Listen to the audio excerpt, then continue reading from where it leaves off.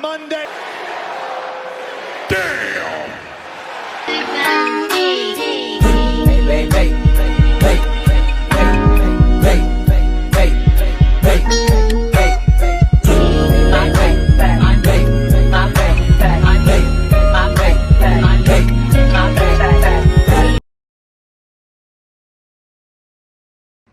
Hey, what's going on YouTube land? This your boy TJ and welcome to my YouTube channel Wrestling Nostalgia, where I get my reviews on the WWE shows and PLE events.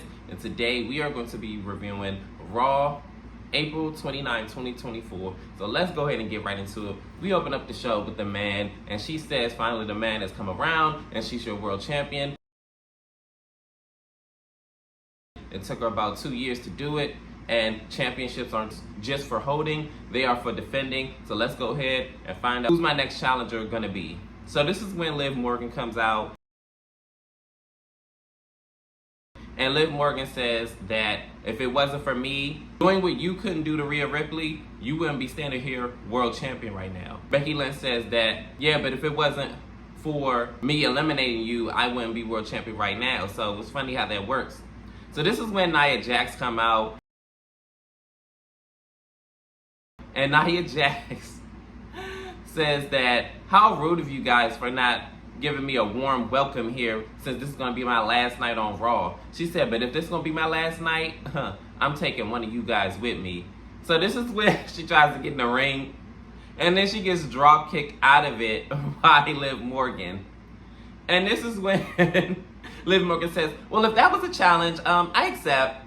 So I guess later on tonight it's going to be Liv Morgan versus Nia Jax in her last match on Raw, since Nia Jax is drafted to SmackDown. So in this next segment, it is the Raw Draft, which is hosted by Stephanie McMahon. Raw selected Gunther and Damage Control, and SmackDown picked Jade Cargill and Kevin Owens, KO.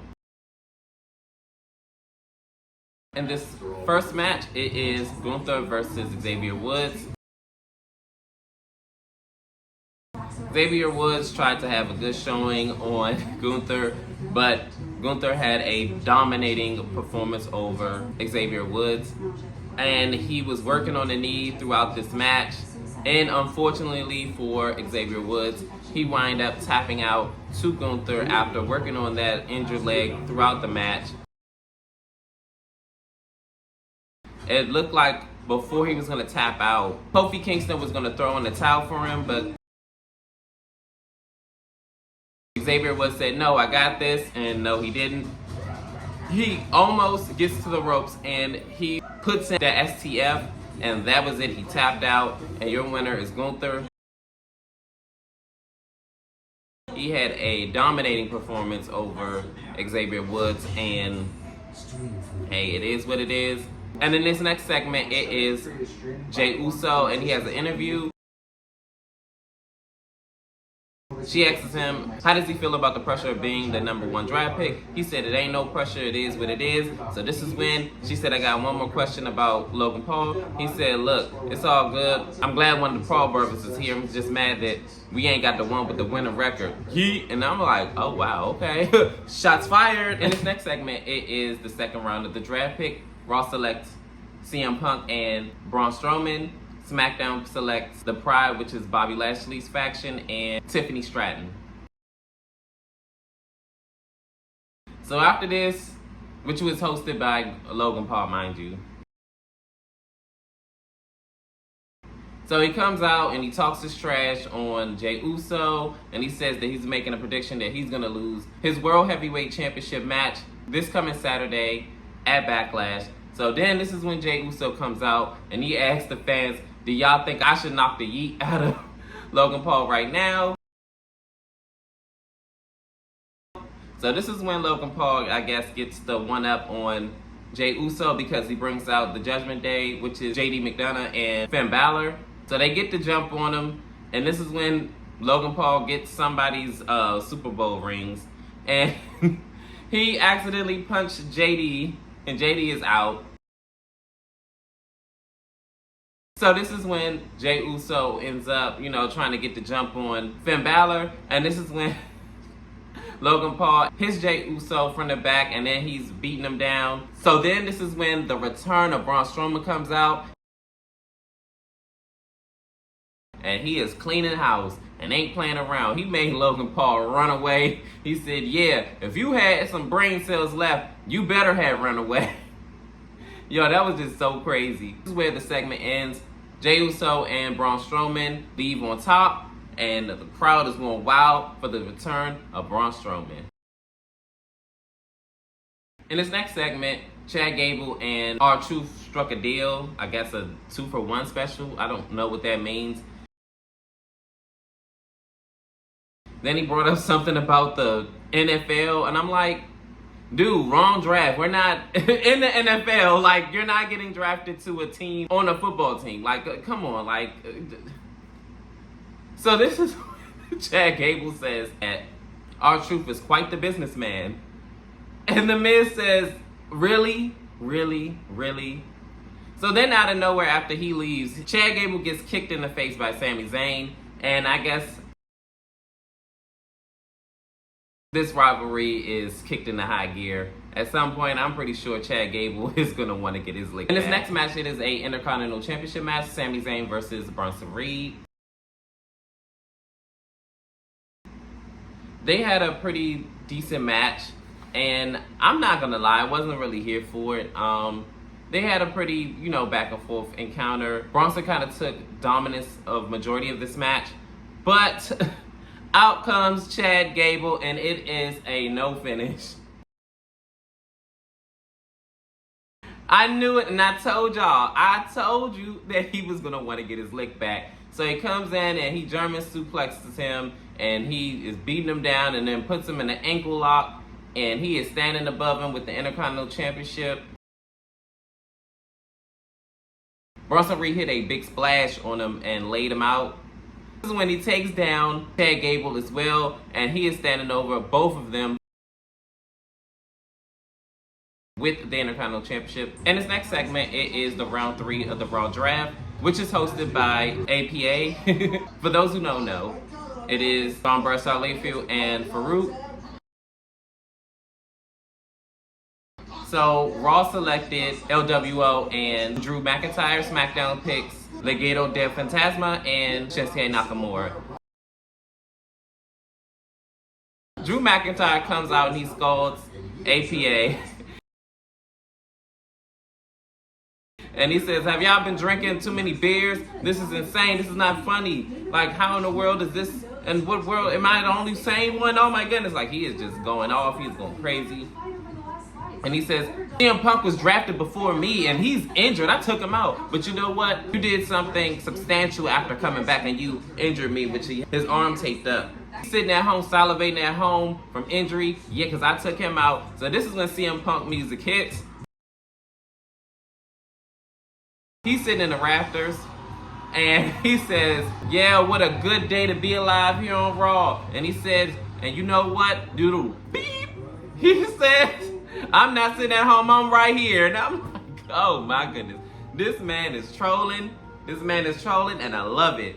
You woke up, that devil in CM Punk, and he is going to be trolling you for all your days on Raw, Drew McIntyre.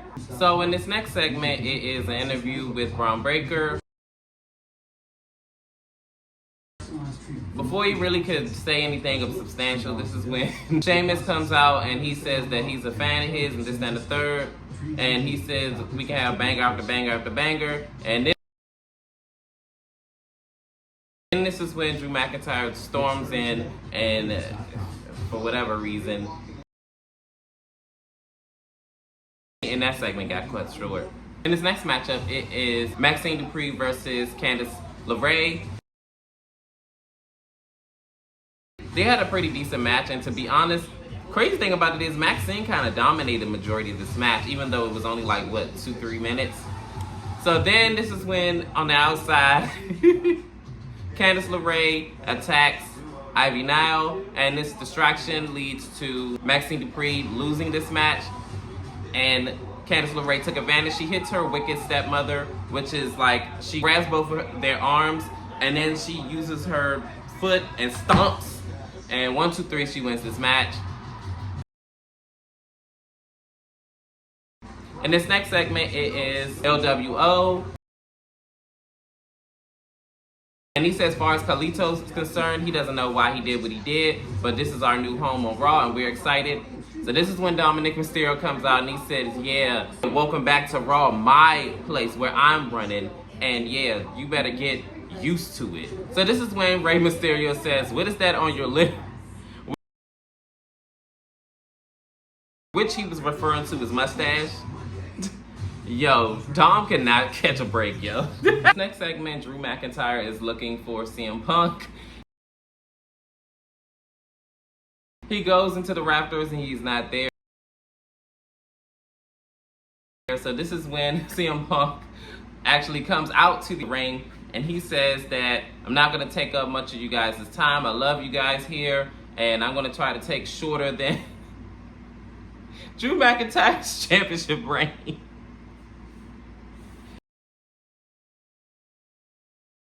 So he basically, in a nutshell, said that once he is fully 100% healed, he is going to make Drew McIntyre's life a living hell, being as though they are both drafted to Raw. To be honest, he's already on a good start of doing that. So just imagine once he's fully healed. Oh my goodness, they're going to be at war. So now we are in the 4th round of the draft picks. So Raw selects Judgment Day and Dragunov. And SmackDown picks Naomi and Chelsea Green and Piper Niven. In this next matchup is Liv Morgan versus Nia Jax. Nia Jax kind of took majority of this match in control, but mind you, Tiffany Stratton is in ringside. I don't know what she's doing here. This is Raw, this is not SmackDown, but hey, it is what it is. So as the match is continuing, towards the end of the match, Naomi comes out of nowhere and Tiffany Stratton is getting a beat down. But of course, you know, she's fighting back and forth with her. But Naomi ends up getting the better end of her. Liv Morgan takes full advantage and she ends up hitting an Oblivion after Nia Jax got distracted with Naomi. 1, 2, 3, she wins this match. She has a strong suit of being the #1 contender for Becky Lynch's World Women's Championship, but we're going to see what's going to happen with the development on Raw, being as though Liv Morgan is drafted to Raw and she's staying on Raw. So we're going to see if this Becky feud is going to kick off or not. In this next segment, it is the Raw rendition of the 4th round of Raw draft picks, which are hosted by the Dudley Boys. Raw selects Kofi Kingston and Xavier Woods and La Valkyria. SmackDown selects Pretty Deadly and Candice LeRae and Indy Hartwell. Could Candice LeRae and Indy Hartwell be in the post-draft? Like, did this really need to be broadcast?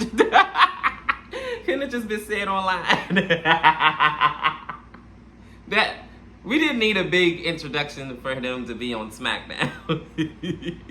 La Valkyria, I'm gonna be honest, her draft was slightly more important, but that's only because that's from NXT to Raw, and she have been, you know, in some pretty noteworthy matches. I'm not gonna lie. Like I said in previous videos, she kind of bores me a little bit, but it is what it is. We're gonna see if she brings something new to Raw, and hey, you know, good luck to you in your future endeavors on Raw, La Valkyria. In this next segment, Liv Morgan comes out after her big time win over Nia Jax and is approached by Becky Lynch, and Becky Lynch says, you got yourself a world championship match.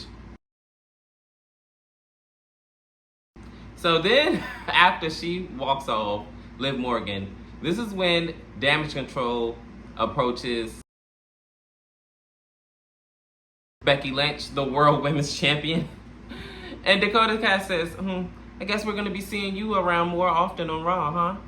And I'm all like, the Kabuki Warriors are the Women's Tag Team Champions. I mean, they've been, y'all can go to Raw. But I mean, they're now permanently on Raw, so that means even if they lose the championships, I mean, they're gonna still be seeing, you know, Becky around. So I mean, good point, Dakota.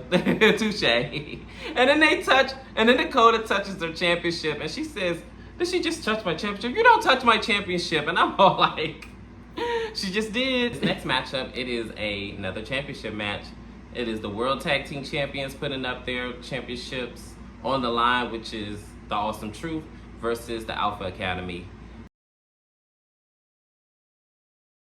This match was relatively short. Just to add some context in, that this match started during the commercial break. So this is like relatively like, what, 3-4 minutes? They gave each other some go, but unfortunately, Alpha Academy did not come out with the win. Our Truth and The Miz hit the Awesome Truth on Tozawa, 1, 2, 3. They retained the World Tag Team Championships. And this next segment is the Judgment Day. And Dominic Mysterio says, "I can't believe that we were picked in the 4th round." And Damian says, "Y'all are surprised? Y'all sitting up there, my nose in my business, I don't need y'all help, and y'all are failing miserably here, and you really are surprised?" Then this is when Damian says, "We need to stick to the plan and go from there. We all got it. We clear. We good." So then he says, "What about you, JD?" So then he removes his ice pack and shows a big old knot on his head, like a big red bruise that he had from getting punched out in the face by Logan Paul. Yo, they said, "Oh my gosh." Damian, you are so extra for that. In this next segment, it is the 6th rendition of the Raw Draft, which is hosted by Nick Atlas and Adam Pearce. Raw selects The Final Testament and Bronson Reed. SmackDown selects DIY and Blair Davenport. In the main event, it is Jey Uso, Ricochet, and Andrade versus the Judgment Day. They came to Rex shop. They did not come to play at all. Like, nobody wanted, you could tell nobody wanted to lose in this match.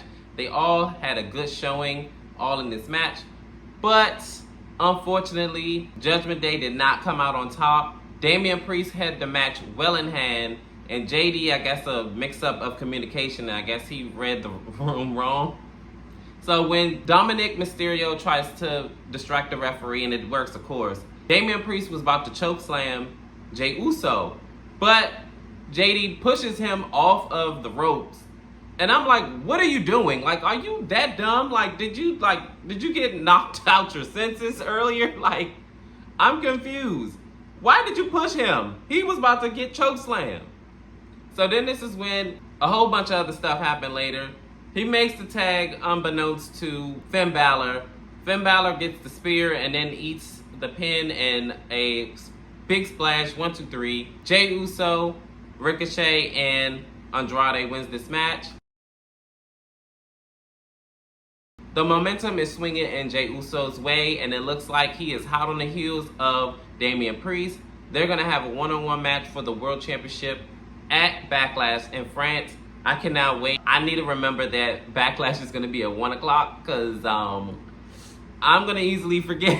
But anywho's, how did you guys feel about Raw? I thought it was pretty decent. It was okay. Some of the draft picks I wasn't really like, ooh, like, except, of course, you know, Jade Cargill. But other than that, comment down below. Let me know, how did you feel about Raw? Did you like it? Did you love it? Didn't care for it? Could have been better? Let me know what's going on. And like, share, and subscribe. Help me build my channel. You know how this go. And peace. TJ, I'm out.